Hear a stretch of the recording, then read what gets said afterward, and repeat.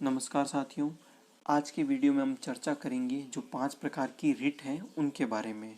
ठीक है, हम सभी ने इसके बारे में पढ़ा है, हम बार बार पढ़ते हैं, हम बार बार भूल जाते हैं। आज के वीडियो में मैं ट्राई करूँगा कि आपको इजी वे में एग्जाम्पल देके रिट वाला पूरा का पूरा पोर्शन आपको समझा दूँ।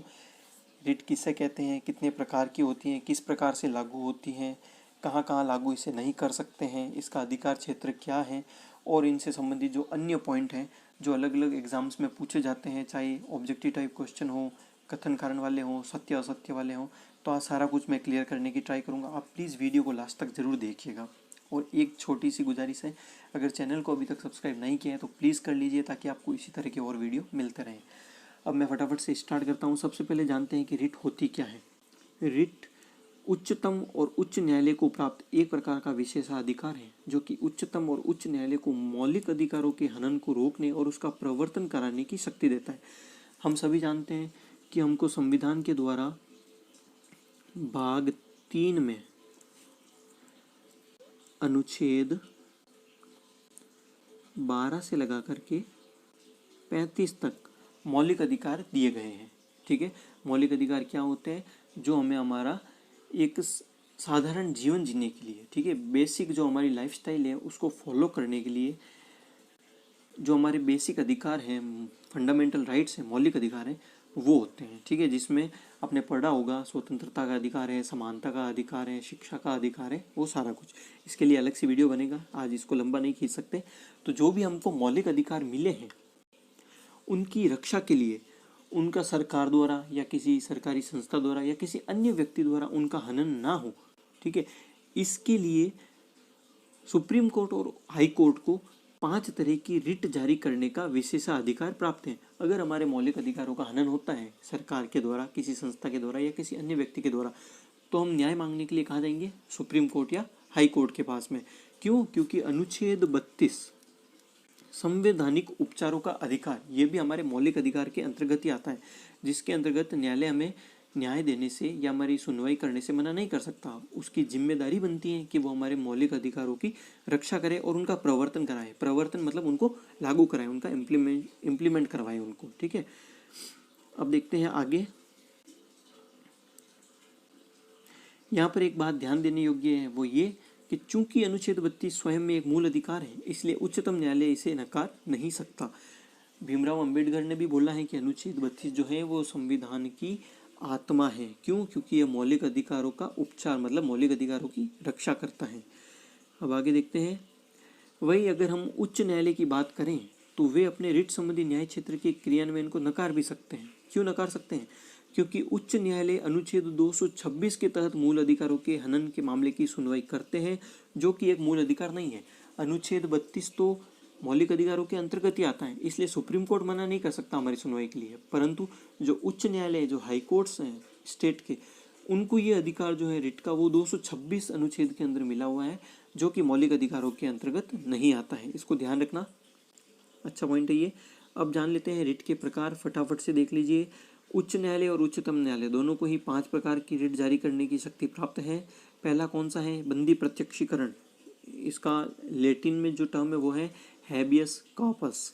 सेकंड नंबर है परमादेश, इसे मैंडेमस भी कहते हैं। प्रतिषेध, इसे प्रोहिबिशन भी कहते हैं।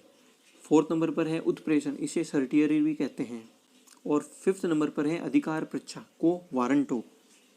आइए इनको डिटेल में जानते हैं। पहला कौन सा है? बंदी प्रत्यक्षीकरण, हैबियस कॉर्पस। इसको लैटिन भाषा से लिया गया है। इसका मतलब क्या होता है? प्रस्तुत किया जाए या सामने लिया जाए, या हम बोलते हैं सशरीर प्रस्तुत किया जाए। अगर किसी व्यक्ति को राज्य द्वारा या किसी अन्य व्यक्ति द्वारा जबरन हिरासत में रखा गया है और उस व्यक्ति ने मूल अधिकारों के हनन के आधार पर याचिका दायर की है, उस व्यक्ति ने स्वयं ने या उसके परिवार या उसके संबंधी में से किसी ने भी, दोस्त वगैरह जो भी, तो न्यायालय इस स्थिति में बंदी प्रत्यक्षीकरण की रिट जारी कर सकती है। अगर न्यायालय हिरासत को कानून सम्मत नहीं पाती है तो फिर उस व्यक्ति को तुरंत ही रिहा कर दिया जाता है, लेकिन अगर हिरासत कानून सम्मत है तो ये रिट जारी नहीं की जा सकती। तो दोस्तों इसको सिंपल एग्जांपल में समझते हैं। अगर किसी व्यक्ति ने कोई क्राइम किया है और पुलिस ने किसी व्यक्ति को गिरफ्तार कर लिया, मान लीजिए कि क्राइम भी नहीं किया, हम सीधा ये लेके चलते हैं, अगर किसी व्यक्ति ने अगर पुलिस ने किसी व्यक्ति को गिरफ्तार कर लिया है और अगर उस व्यक्ति को या उसके संबंधियों को ये लगता है कि उसने किसी तरह का कोई जुर्म नहीं किया है तो वो कोर्ट में जाके अपील कर सकते हैं। किसके लिए? बंदी प्रत्यक्षीकरण रिट के लिए।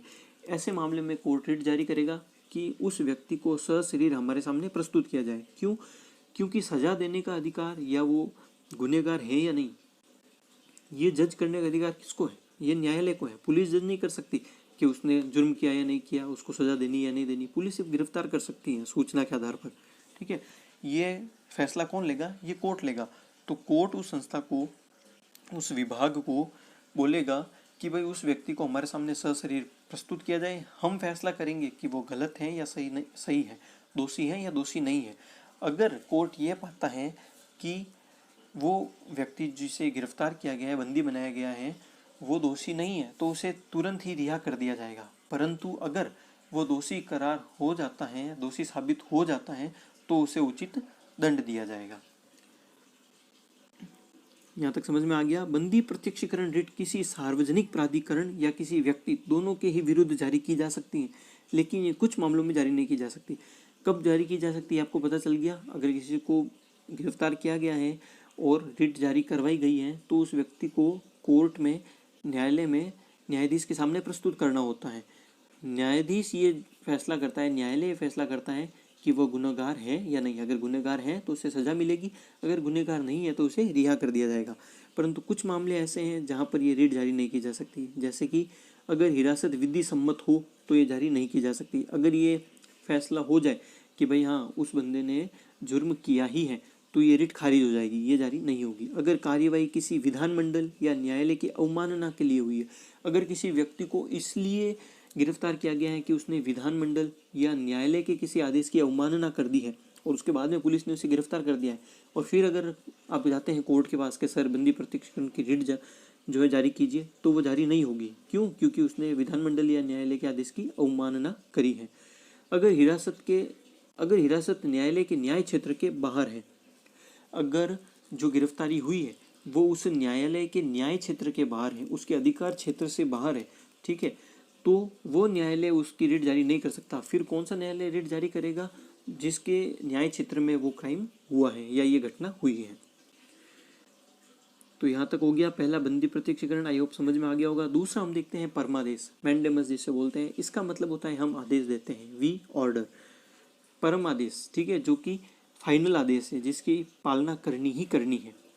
तो यह एक ऐसा आदेश है जो सार्वजनिक इकाइयों, पब्लिक यूनिट्स, अधीनस्थ न्यायालयों, सबऑर्डिनेट कोर्ट्स, निगमों, कॉरपोरेशंस और प्राधिकरणों, अथॉरिटीज और सरकार को जारी किया जाता है। तो इन सभी के लिए जो है परमादेश जारी किया जा सकता है। अब ये जानते हैं कि ये क्यों जारी किया जाता है। जब न्यायालय को ये लगता है कि जो ऊपर में अपने संस्थाएं बताई हैं, जो मैंने आपको ये संस्थाएं बताई हैं, अधीनस्थ न्यायालय, प्राधिकरण, कॉरपोरेशन, निगम वगैरह, तो जब न्यायालय को लगता है कि ये संस्थाएं या संस्थान ठीक से अपना काम नहीं कर रही हैं, या फिर जब कोई व्यक्ति कोई काम को लेकर इन संस्थाओं के पास जाता है या अधिकारी के पास जाता है तो उसे करने से मना कर देते हैं। जैसे कि आपके बस्ती में, कॉलोनी में बहुत सारा कचरा फैल गया, आप निगम के पास जाते हैं कि सर हमारे यहाँ पे बहुत कचरा फैला हुआ है, आप सफाई वगैरह करवाइए, व्यवस्था वगैरह करवाइए, और वो बोल देता है कि नहीं ये हमारे अधिकार क्षेत्र में नहीं आता, या हम सफाई नहीं करवाएंगे। तो आप कोर्ट में जाके इस चीज़ की शिकायत कर सकते हैं, और ऐसे मामले में कोर्ट जो है परमादेश का रिट जारी करेगा और उस संस्था से पूछेगा, उस अधिकारी से पूछेगा कि आपने किस बेसिस पे इस काम को करने से मना किया, और उस मामले में वो परमादेश जारी करेगा कि तुरंत इस कार्य को पूरा कराया जाए। ठीक है, ऐसी परिस्थिति में परमादेश जारी किया जाता है ताकि उनसे उसके कार्यों और उससे नकारने के संबंध में पूछा जा सके और ऐसी गलतियों को सुधारा जा सके। अब देखते हैं कि परमादेश किन क्षेत्रों में जारी नहीं किया जा सकता है। ऐसी कौन सी शर्तें हैं जहाँ पर परमादेश लागू नहीं होगा। निजी व्यक्ति या निजी कंपनी के विरुद्ध। निजी व्यक्ति है कोई जो अपना काम कर रहा है, या निजी कोई कंपनी है, उसके अपने रूल्स और रेगुलेशन होंगे, इन केस वो संविधान का उल्लंघन ना कर रहा हो, ठीक है, तो उसके खिलाफ आप परमादेश जारी नहीं कर सकते। क्यों? क्योंकि वो अपने शर्तों के अनुसार कार्य करेंगे।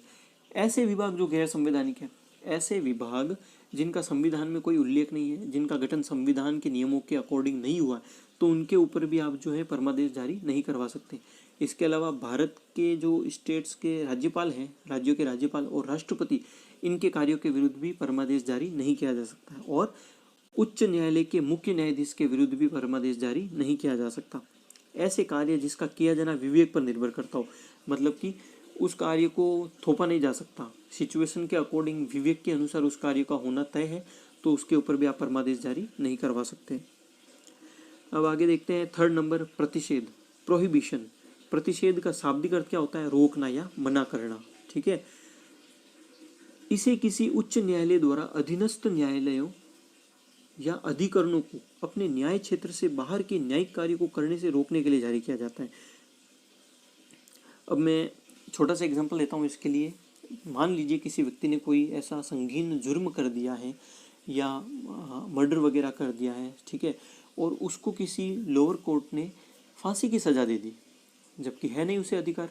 ये अधिकार किसको है? या तो हाई कोर्ट या तो सुप्रीम कोर्ट, पर किसी अधीनस्थ न्यायालय ने उसको फांसी की सज़ा दे दी और ये चीज़ आप पता चल गई कि भाई हाई कोर्ट या सुप्रीम कोर्ट को पता चल गई, या किसी ने वहाँ जाके अपील कर दी कि सर वो निचले स्तर का जो कोर्ट है उसने फांसी की सज़ा दे दी है, तो उस केस में हाई कोर्ट या सुप्रीम कोर्ट ये रिट जारी करता है प्रतिषेध की, उसे रोकता है कि यार ये कार्य तुम्हारे अधिकार क्षेत्र में है नहीं, तुमको ये पावर्स दी ही नहीं गई है, तो तुमने कैसे ये अधिकार, ये फैसला ले लिया, कैसे इस अधिकार क्षेत्र में अपना फैसला सुना दिया। तो उस मामले में ये रिट जारी होती है प्रतिषेध की। ठीक है, यहाँ पर ध्यान देने योग्य बात क्या है कि ये सिर्फ और सिर्फ न्यायिक और अर्ध न्यायिक प्राधिकरणों के विरुद्ध ही जारी की जा सकती है, किसी अन्य प्राधिकरणों या इकाइयों के विरुद्ध इसको जारी नहीं किया जा सकता। ठीक है, जो न्यायिक और अर्ध न्यायिक प्राधिकरण है उनके विरुद्ध ही उच्च न्यायालय या उच्चतम न्यायालय ये रिट जो है प्रतिषेध की वो जारी कर सकता है। उनके अधिकार क्षेत्र में जो कार्य नहीं है उसे उनको करने के लिए रोक सकता है, दूसरों के लिए नहीं। 4th नंबर की जो रिट है वो है उत्प्रेषण, सर्टियरी। इसका शाब्दिक अर्थ होता है प्रमाणित होना, टू बी सर्टिफाइड, या सूचना देना, टू इन्फॉर्म, या इसको एक अर्थ ये भी होता है उत्प्रेषण मतलब कि ऊपर भेजो, हमारे पास भेजो, इसका फैसला हम करेंगे। यह भी कुछ कुछ प्रतिषेध की तरह ही है, पर इसमें जो मुख्य अंतर है वो यह है कि जहां प्रतिषेध किसी अधीनस्थ न्यायालय द्वारा अपने न्यायिक क्षेत्र का अतिक्रमण रोकने के लिए जारी किया जाता है, वहीं उत्प्रेषण एक उच्च न्यायालय द्वारा अधीनस्थ न्यायालयों को या अधिकरणों को लंबित मामलों के स्थानांतरण के लिए जारी किया जाता है। मतलब कि प्रतिषेध के अंदर क्या था कि किसी ने कोई गलत डिसीजन लिया तो उसको रोक लिया कि आप ये डिसीजन नहीं ले सकते। उत्प्रेषण के अंदर क्या होता है, एक तो वो उससे ये भी कर सकते हैं कि अगर तुम्हारे न्यायिक क्षेत्र में नहीं है तो तुम इस पे फैसला नहीं ले सकते, इस केस को हमारे पास भेजो, हम इस पे फैसला लेंगे। या उनके न्यायिक क्षेत्र में कोई कार्य है और उसे वो टाले जा रहे हैं, उसको ढंग से वो उसके ऊपर फैसला नहीं ले पा रहे हैं, उसको पूरा नहीं कर पा रहे हैं, तो उस केस में भी हाई कोर्ट सुप्रीम कोर्ट उसको आदेश दे सकता है कि इस केस को हमारे पास भेजो, इसकी सुनवाई हम करेंगे, इसकी जांच हम करेंगे। ये हो गया उत्प्रेषण के अंदर। ठीक है, ये लाइंस भी पढ़ लीजिए, वैसे मैंने समझा दी है। मतलब ये है कि जब भी किसी उच्च न्यायालय को लगता है कि किसी खास मामले की सुनवाई और उसका पुनरावलोकन उसे खुद ही करना चाहिए, जबकि वो मामला किसी निचली अदालत में होता है, तो ऐसी स्थिति में कोई भी उच्च न्यायालय या उच्चतम न्यायालय उत्प्रेषण जारी करके वो मामला अपने पास मंगवा सकता है। ये मैंने आपको ऊपर समझा ही दिया है। यहाँ पर ध्यान देने योग्य बात यह है कि न्यायिक प्राधिकरणों के अलावा, जो न्यायिक प्राधिकरण है उनके अलावा व्यक्तियों के अधिकार को प्रभावित करने वाले जो प्रशासनिक प्राधिकरण है, अब इसमें यह ध्यान रखना है, जो प्रशासनिक प्राधिकरण है, प्रतिषेध के अंदर क्या पड़ा था, सिर्फ न्यायिक और अर्ध न्यायिक जो संस्थाएं हैं उनके खिलाफ ही प्रतिषेध जारी किया जा सकता है, जबकि उत्प्रेषण का जो है वो जो प्रशासनिक प्राधिकरण है उनके खिलाफ भी जारी इसे किया जा सकता है। हालांकि ये निजी व्यक्तियों और इकाइयों पर लागू नहीं होता, निजी व्यक्ति और इकाइयां उन पर लागू नहीं होगा, पर प्रशासनिक जो प्राधिकरण है वो तो है तो सरकारी ना, तो उनके ऊपर ये लागू हो सकता है। नेक्स्ट देखते हैं लास्ट, अधिकार पृच्छा को वारंटो। इसका शाब्दिक अर्थ होता है प्राधिकृत या वारंट के द्वारा, या इसको ऐसे बोलते हैं राइट ऑफ इंक्वायरी, मतलब किस अधिकार से। ठीक है, अब इसमें देखते हैं जिसके तहत न्यायालय, इसके तहत न्यायालय ये जांच कर सकता है कि कोई व्यक्ति जिस किसी भी सार्वजनिक पद पर है वो उस पद पर रहने का अधिकारी है या नहीं है, या फिर दूसरे शब्दों में ये कहें कि उस पद पर रहते हुए जो उसने निर्णय लिए हैं वो निर्णय लेने का अधिकार उसको है या नहीं है। मतलब कुल मिला के बात यह है कि अगर कोई भी प्राधिकारी अपने पद पर है और उसने अपने अधिकार क्षेत्र से बाहर कोई शक्ति का प्रयोग कर लिया है, ठीक है, या निरंतर किए जा रहा है और उसको वो शक्तियों का यूज करने का अधिकार नहीं है, तो इस मामले में सुप्रीम कोर्ट, हाई कोर्ट उससे पूछ सकता है कि किस अधिकार से आपने ये कार्य किया, किस अधिकार से आपने ये फैसला लिया। ठीक है, इसमें न्यायालय उस व्यक्ति से पूछ सकता है कि आप किस अधिकार के तहत या फिर किस शक्ति का प्रयोग करके अमुक कार्य को कर रहे हैं या ये निर्णय आप ले रहे हैं। ठीक है, तो तो इस मामले में अधिकार परीक्षा की रिट जारी कर सकता है सुप्रीम कोर्ट और हाई कोर्ट। अब इसके अंदर जो है लिमिटेशन वो ये है कि इसे किसी मंत्री के कार्यालय या निजी कार्यालय के लिए जारी नहीं किया जा सकता है।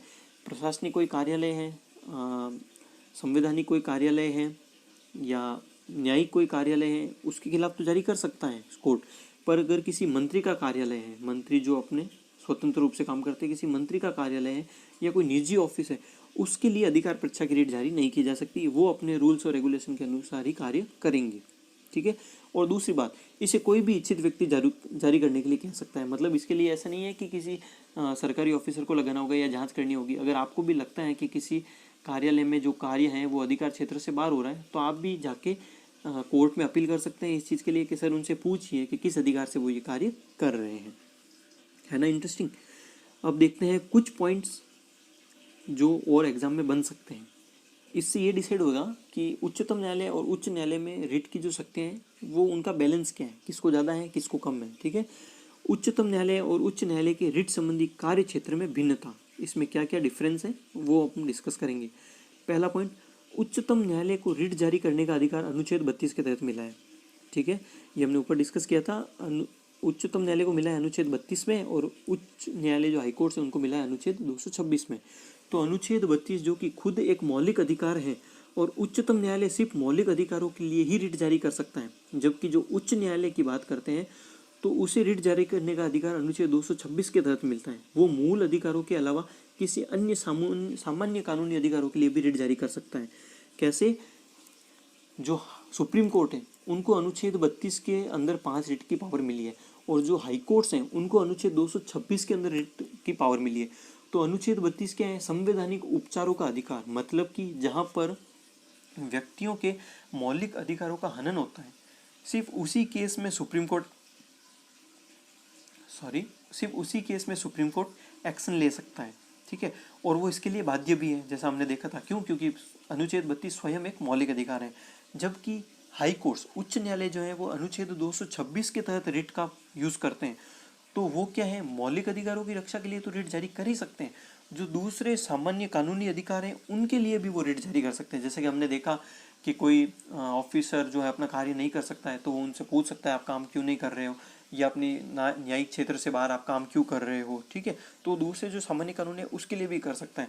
तो इस मामले में हम देखेंगे कि उच्चतम न्यायालय से ज़्यादा पावर किसके पास में है? उच्च न्यायालय के पास में, ठीक है। अच्छा पॉइंट है, इसको घुमा करके आपको सत्य असत्य वाले सवाल पूछ सकता है। सेकेंड पॉइंट देखते हैं, उच्चतम न्यायालय किसी व्यक्ति या फिर सरकार के विरुद्ध रिट जारी कर सकता है, ठीक है, जबकि उच्च न्यायालय अपने राज्य के व्यक्ति या सरकारों के अलावा दूसरे राज्य के विरुद्ध भी जारी कर सकता है, अगर उसको लगता है कि वो मामला उसके अधिकार क्षेत्र में आता है तो। थर्ड नंबर पॉइंट, चूंकि अनुच्छेद 32 स्वयं में एक मूल अधिकार है, इसलिए उच्चतम न्यायालय इसे नकार नहीं सकता। मतलब कि ये कोई भी अगर मूल अधिकारों के हनन से संबंधित याचिका उच्चतम न्यायालय में दायर करता है तो उच्चतम न्यायालय को उस पर सुनवाई करनी ही पड़ेगी, वो उसको इनकार नहीं कर सकता। जबकि उच्च न्यायालय ये कार्य किस अनुच्छेद के अंतर्गत करता है? अनुच्छेद 226 के अंतर्गत, जो कि किसी भी प्रकार से मौलिक अधिकारों के अनुच्छेद के अंतर्गत नहीं आता है, ठीक है। तो ये एक मूल अधिकार नहीं है, तो इसके क्रियान्वयन के लिए उच्च न्यायालय है वो मना कर भी सकता है, पर करता नहीं है, क्योंकि न्यायालय का काम है अपन को न्याय दिलाना। तो दोस्तों ये थे रिट के प्रकार, कैसे लागू होती है, कहाँ लागू नहीं होती है, कहाँ पर उच्च न्यायालय ज़्यादा पावरफुल है, कहाँ पर उच्चतम न्यायालय ज़्यादा पावरफुल है, कहाँ कहाँ पर लगती है, किस कंडीशन में लगती है, सारा कुछ हमने इजी लैंग्वेज में डिस्कस कर लिया है। आई होप आपको समझ में आया होगा। वीडियो अच्छा लगा हो तो प्लीज़ लाइक शेयर ज़रूर कीजिएगा और कमेंट करके मुझे बताना आपको और किस टॉपिक पे वीडियो चाहिए, ठीक है। अगर कोई कमी रह गई है या आपको कहीं भी कन्फ्यूज़न है तो प्लीज़ मुझे कमेंट करके ज़रूर बताइए। मैं जल्दी मिलूँगा आपसे नेक्स्ट वीडियो के साथ में। तब तक के लिए अपनी तैयारी को जारी रखिए। Keep going. जय हिंद।